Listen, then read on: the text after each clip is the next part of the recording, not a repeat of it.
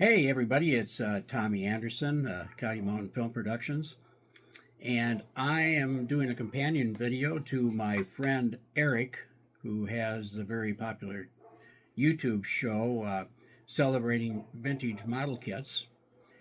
And we decided, after I found this vintage 1961 Aurora kit, an original one of the SBC-3 Helldiver, that we were going to do a challenge build. So he's got one like it. I have mine. We're going to go till the end of the month of April and then compare our kits in our challenge build. We originally got the idea from Max, our other friend from Max's Models, who did a Catalina build with another friend of his channels. So anybody out there who wants to join us and take part in this, feel free. Just let us know and document your journey. I'll be doing a documenting my building of this kit. I know Eric will be.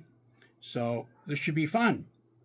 And I will put both Eric and Max's channel links in my description so you can give them a follow and see what they're up to. And this will be a lot of fun, so let's do it. All right, everybody, take care. Have a good night.